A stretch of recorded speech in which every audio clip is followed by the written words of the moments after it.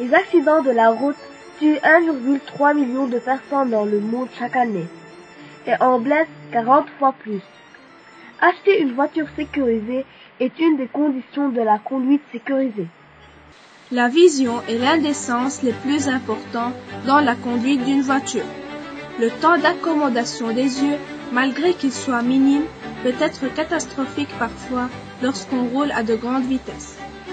Améliorer le temps d'accommodation en le rendant plus petit doit être pris en considération en fabriquant les voitures.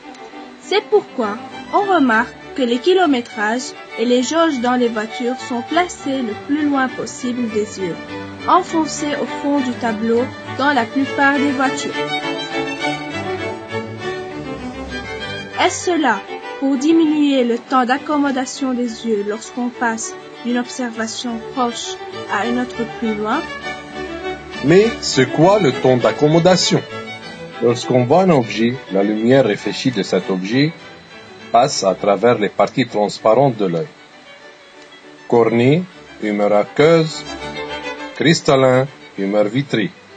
Pour arriver à la rétine, là-bas, un réseau de cellules spéciales peuvent transformer la lumière en des influx nerveux qui passent dans le nerf optique jusqu'au centre optique dans le cerveau où ils seront traités.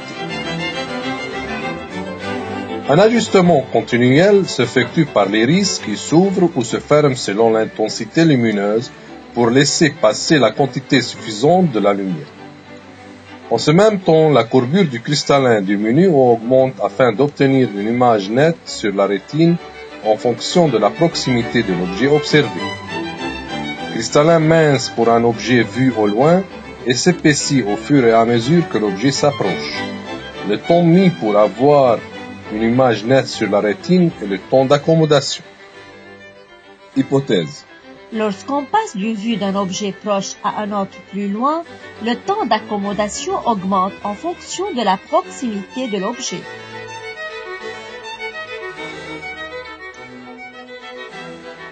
Avant de faire une expérience pour valider l'hypothèse, une étude théorique et des recherches approfondies sont faites par les élèves pour améliorer la connaissance sur l'anatomie et la physiologie des yeux.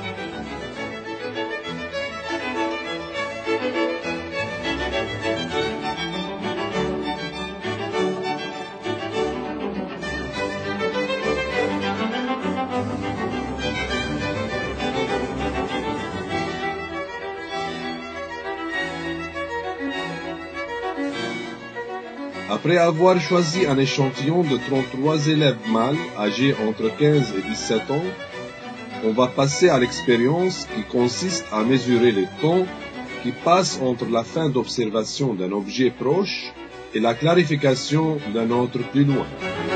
Pour cela, on mesure une distance de 7 mètres, disons un point A éloigné d'un autre point B de 7 mètres, puis on fait diviser l'espace proche de A en 6 mesures espacées de 10 cm chacune. A1, A2, A3, A4, A5 et A6. L'élève doit maintenant fixer un objet proche de ses yeux. Pour cela, ses yeux placés au point A doivent fixer un objet au point A1.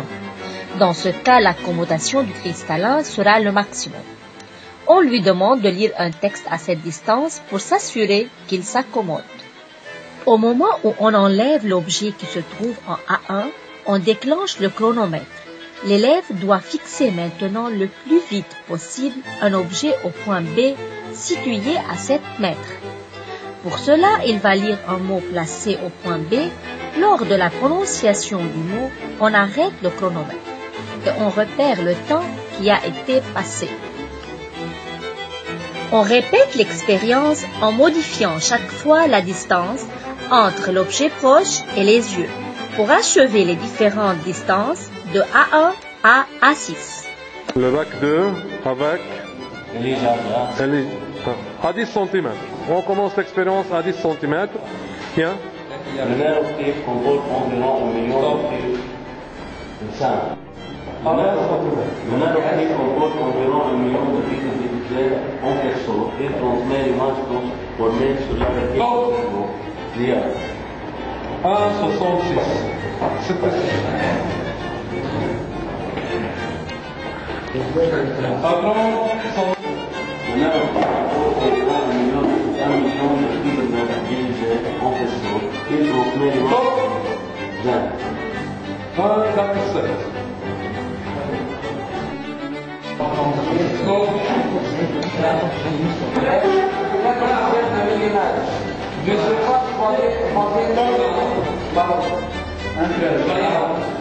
Certains facteurs contribuent à stimuler ou à activer l'accommodation de l'œuf.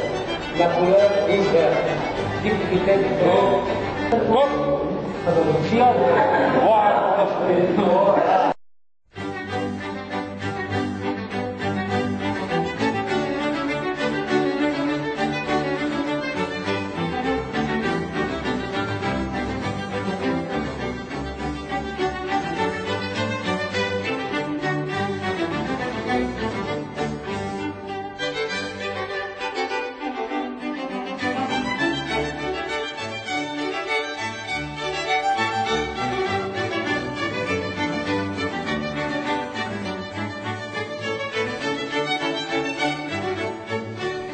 Les résultats obtenus sont affichés dans un tableau. Puis on calcule la moyenne de temps obtenue pour chaque distance. La courbe et le diagramme en bâtonnet obtenu montrent bien une régression dans le temps d'accommodation mesuré lorsque l'objet s'éloigne des yeux. Par conclusion, l'hypothèse est valide. Recommandation. Lors d'un achat d'une voiture, il faut choisir des voitures dont les jauges sont placées le plus loin possible du conducteur.